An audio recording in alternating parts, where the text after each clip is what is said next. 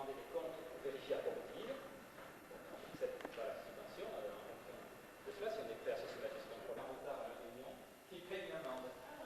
Pourquoi pas? Il y a 60 fois. C'est bien. Pour avec les prisons de c'est un histoire. Je croyais que c'était sur invitation. Nicolas, tu fais chauffer de l'eau? oui.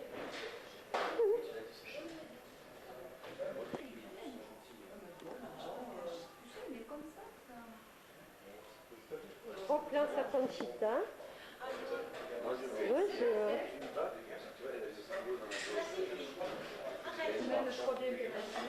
Trop plein sa Nathalie. Ça va Nathalie? Je me suis occupée d'Alice ce matin.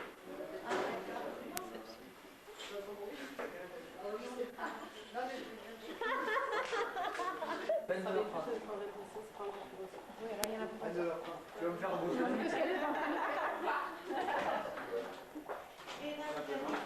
Non, on va avoir un peu d'informations dans les carnets, je suppose.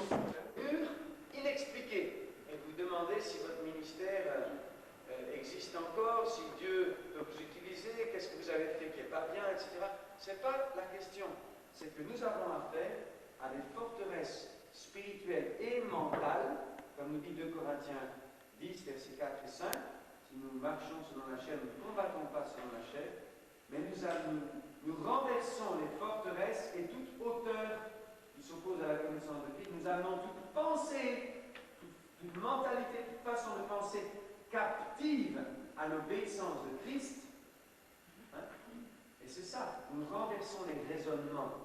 Et ici, nous touchons ces raisonnements qui sont des hauteurs spirituelles dans la pensée du français moyen, quotidien. Celui qui comprend l'existentialisme, celui qui ne le comprend pas, parce qu'il le vit quand même. Même quand un Français ne comprend pas qu'il est existentialiste, il l'est. Malheureusement, il l'est.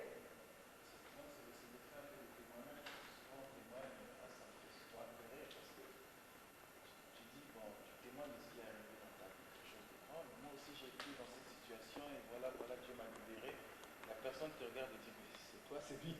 Exactement, exactement.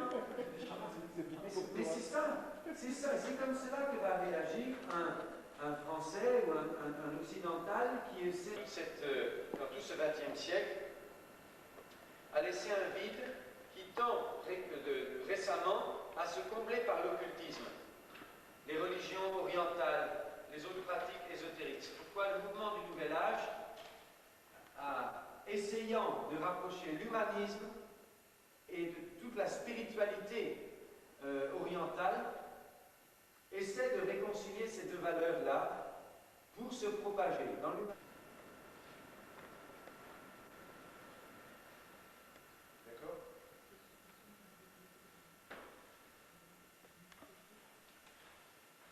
Alors, les dons en trois, les dons de puissance. Les dons de puissance. Donc, la foi, opération miracle, il dit que on tourne finalement autour de tout. La foi, d'abord. Les dons de puissance. La foi, opération miracle. La foi, le don de foi est un conscient naturel pour recevoir les miracles. Donc, les dons de puissance. On a dit qu'il fallait être équipé aussi des dons de puissance, puisque Paul disait démonstration de puissance. Oui.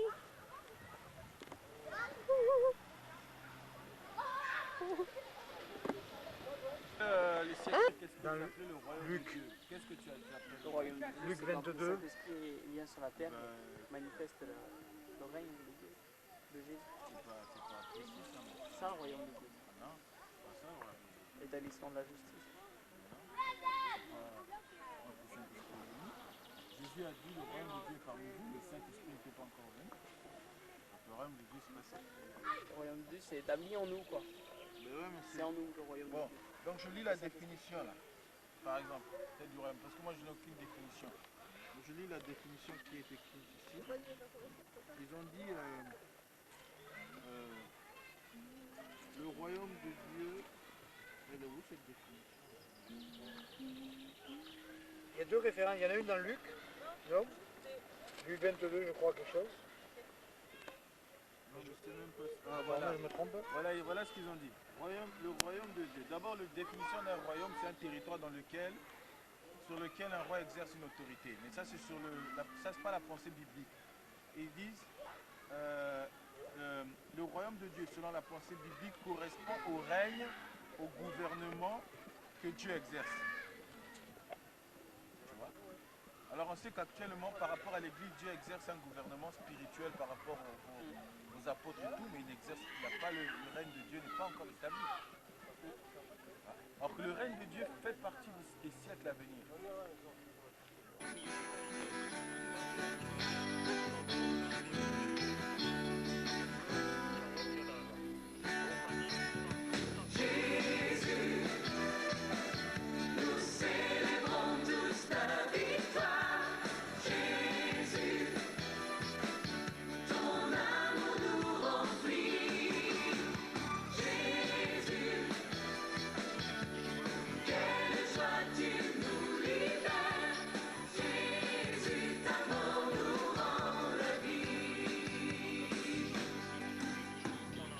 Christ nous a franchis, c'est pour la liberté.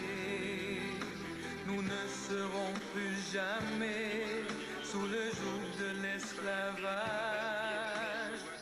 Fêtons avec joie le Dieu de victoire.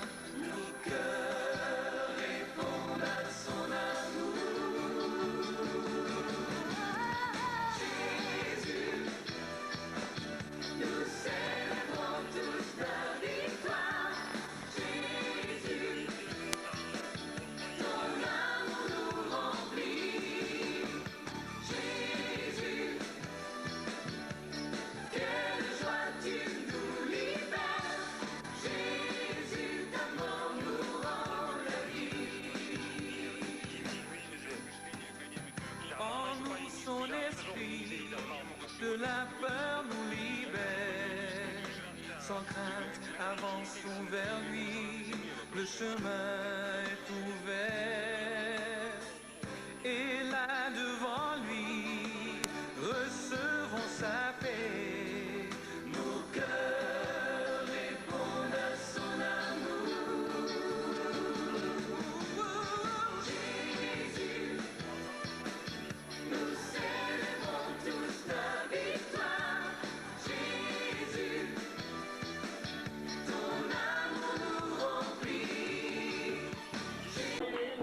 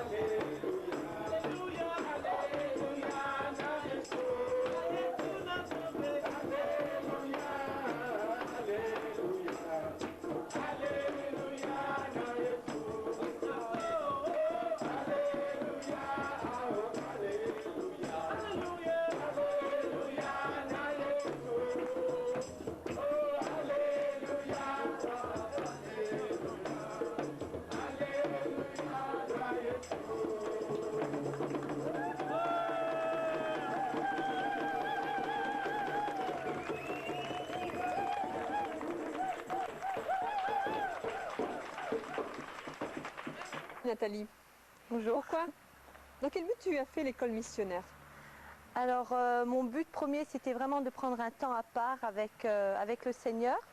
Je savais que c'était un temps où on pouvait vraiment se mettre à part avec Dieu, communiquer davantage avec le Saint-Esprit. J'avais aussi vraiment à cœur de me consacrer davantage et je savais que c'était un temps privilégié aussi pour l'équipement, pour être équipé par le Saint-Esprit, un temps aussi où Dieu élargissait, où je permettrais à Dieu d'élargir aussi mon cœur et de le laisser travailler, de le laisser agir encore. Et que peux-tu dire de ces 6 mois de formation? Qu'en as-tu retiré? Alors, je crois vraiment que ça a été, en tout cas pour moi personnellement, ça a été réellement un temps privilégié où le Saint-Esprit a pu agir, où je sentais une action réelle, certaine dans ma vie. Un temps aussi où peut-être des choses qui n'étaient peut-être pas encore claires, qui n'étaient pas encore bien mises dans ma tête, ont pu être clarifiées, des objectifs ont pu s'imposer dans mon cœur. Et c'est quelque chose qui fait que, en tout cas, en repartant d'ici, il y a quelque chose de nouveau qui a été mis en moi, quelque chose qui s'est enraciné, quelque chose d'approfondi. Je crois une nouvelle force, on peut parler aussi peut-être de quelque chose de plus fort, une intensité nouvelle. Donc tu te sens mieux préparé pour partir en mission ou as-tu encore besoin d'un autre temps de préparation?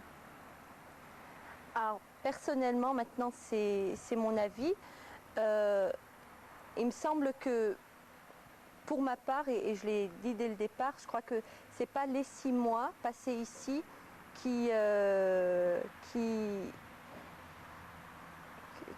me donne tout ce qui est nécessaire, qui me prépare complètement, totalement pour partir en mission. Je sais pertinemment qu'il faut déjà travailler, être pleinement s'engager dans son église locale, continuer à travailler dans son église locale, être sous le couvert aussi des responsables de l'église et apprendre déjà à travailler. En fin de compte, ce temps, c'est un temps où on est entre étudiants, on est là, on travaille tous ensemble, mais je sais pas, il y a beaucoup de théorie, même si on fait des temps de week-end, on a des week-ends d'évangélisation, mais je le vois plus pour le moment comme pour l'avenir proche, comme un temps qui me permettra de mieux m'engager encore dans mon église locale, où là, je vais me préparer davantage pour la mission, dans le sens où, dans le concret, dans la pratique, dans un travail régulier. D'accord.